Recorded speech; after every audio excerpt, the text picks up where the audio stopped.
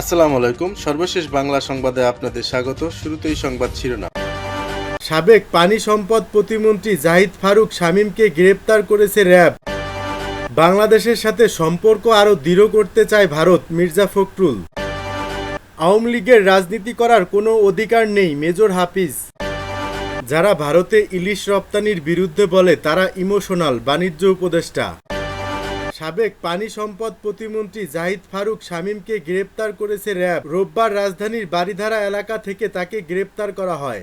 র্যাবের legal and media উইংয়ের পরিচালক lieutenant colonel মুমিন ফেরদাউস গণমাধ্যমকে বিষয়টি নিশ্চিত করেছেন। তিনি বলেন, সাবেক পানি সম্পদ প্রতিমন্ত্রী কর্নেল জাহিদ ফারুক শামীমকে রাজধানীর বারিধারা থেকে গ্রেপ্তার করা হয়েছে। জাহিদ ফারুক শামীম দ্বাদশ জাতীয় সংসদ নির্বাচনে বরিশাল ৫ আসনে দ্বিতীয়বারের মতো সংসদ সদস্য নির্বাচিত হন। একাদশ সংসদ নির্বাচনের পর পানি সম্পদ মন্ত্রণালয়ের প্রতিমন্ত্রীর দায়িত্ব পান তিনি। গত নির্বাচনের পরও একই দায়িত্ব পান তিনি।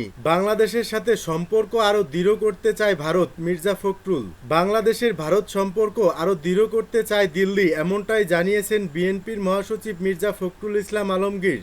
রোববার রাজধানীর গুলশানে দলের চেয়ারপারসনের কার্যালয়ে ভারতীয় হাই কমিশনার প্রণয় ভার্মার সঙ্গে বৈঠকে বসে বিএনপি। বৈঠক শেষে সাংবাদিকদের তিনি একথা বলেন। সাংবাদিকদের মির্জা ফখরুল বলেন, ভারত বাংলাদেশের সম্পর্ক কিভাবে আরও গভীর করা যায় তা নিয়ে বলেছি, তবে তিনি কোনো প্রশ্নের উত্তর দেননি। বৈঠকে আরও উপস্থিত ছিলেন দলটির ভাইস চেয়ারম্যান নিতাই রায় চৌধুরী ও আন্তর্জাতিক সম্পর্ক বিষয়ক কমিটির সদস্য শামা ওবায়েদ। ছাত্র জনতার আন্দোলনের মুখে গত ৫ আগস্ট সাবেক প্রধানমন্ত্রী শেখ হাসিনা দেশ ছেড়ে ভারতে গিয়ে আশ্রয় নেন। এ ঘটনার পর বিএনপির সঙ্গে ভারতীয় প্রতিনিধির এটাই প্রথম আনুষ্ঠানিক বৈঠক। আওয়ামী লীগের রাজনীতি করার কোনো অধিকার নেই, মেজর হাফিজ। বাংলাদেশে আওয়ামী লীগের রাজনীতি করার কোনো অধিকার নেই বলে মন্তব্য করেছেন বিএনপির স্থায়ী কমিটির সদস্য মেজর অবসর হাফিজউদ্দিন আহমেদ বীর বিক্রম। রোববার সকালে জাতীয় প্রেস ক্লাবের আব্দুস সালাম হলে সেন্টার ফর সোশ্যাল স্টাডি আয়োজিত বাংলাদেশ রাষ্ট্রের পুনর্গঠন ও জনমালিকানা শীর্ষক সেমিনারে তিনি কথা বলেন। মেজর হাফিজ বলেন, যারা এই দেশের গণতন্ত্রকে নির্বাসনে পাঠিয়েছে, যারা হেলিকপ্টারে থেকে গুলি করে শিশু হত্যা করেছে, যারা রাজপথে সাধারণ মানুষকে গুলি করে মেরেছে, বাংলাদেশে সেই আওয়ামী লীগের রাজনীতি করার কোনো অধিকার নেই। অন্তর্বর্তী সরকারের সমালোচনা করে তিনি বলেন, এদের মধ্যে কোনো উপদেষ্টা আওয়ামী লীগকে পুনর্বাসনের চেষ্টা করছে। তাদের কাছে প্রত্যাশা দ্রুত সময়ে একটি সুষ্ঠু নির্বাচন ব্যবস্থা করার। বিএনপির এই স্থায়ী কমিটির সদস্য বলেন, সেনাবাহিনী ভুল করেছে দুর্বৃত্তদের ক্যান্টনমেন্টে আশ্রয় দিয়ে। যারা আশ্রয় নিয়েছে তাদের বিচার হওয়া উচিত। এই বিপ্লব যেন ব্যর্থ না হয় সেদিকে সবাইকে লক্ষ্য রাখতে হবে। সরকার ব্যর্থ হলে জাতি ব্যর্থ হবে বলেও মন্তব্য করেন তিনি। যারা ভারতে ইলিশ রপ্তানির বিরুদ্ধে বলে তারা ইমোশনাল, বাণিজ্য উপদেষ্টা। ইলিশ রপ্তানির বিরুদ্ধে অবস্থান নেয়াদের ইমোশনাল বলেছেন অর্থ ও বাণিজ্য উপদেষ্টা ডক্টর সালেহ উদ্দিন আহমেদ। রোববার সচিবালয়ে সাংবাদিকদের এক প্রশ্নের জবাবে তিনি কথা বলেন। অর্থ ও বাণিজ্য উপদেষ্টা বলেন, যে ইলিশ রপ্তানি হচ্ছে তা চাঁদপুর ঘাটের একদিনের সমপরিমাণও না। রপ্তানির বিপক্ষে যারা বলে তারা ইমোশনাল। এর বাণিজ্যিক সুবিধা আছে, ফরেন কারেন্সি আসে, রপ্তানি না করলে চোরাচালান হয়। দুর্গাপূজা উপলক্ষে বেশ কয়েক বছর ধরেই বাংলাদেশ থেকে ভারতে রপ্তানি করা হয় ইলিশ মাছ। গত বছর দুর্গাপূজা উপলক্ষে ভারতে ৩,৯৫০ মেট্রিক টন ইলিশ রপ্তানির অনুমোদন দিয়েছিল বাণিজ্য মন্ত্রণালয়। তবে এবার তা নিয়ে অনিশ্চয়তা দেখা দেয়।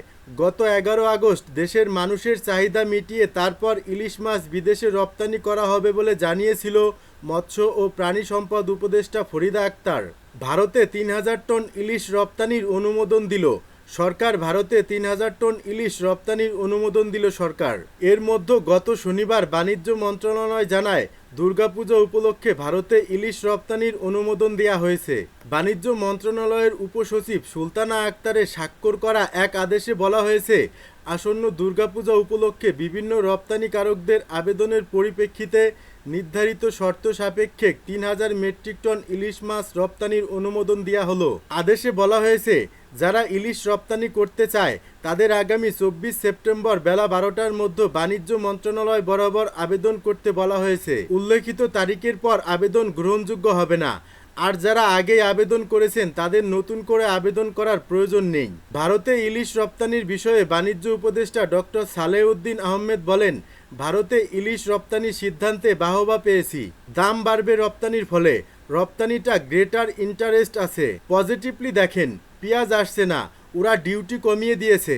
ইমোশনাল কথা বলে লাভ নেই। সরকারের সর্বোচ্চ মহলের সাথে আলাপ আলোচনা করেই ভারতে ইলিশ রপ্তানির সিদ্ধান্ত হয়েছে বলেও জানান তিনি। এ সময় উপদেষ্টা বলেন, অনেক ভেবেচিন্তে এই সিদ্ধান্ত নেওয়া হয়েছে।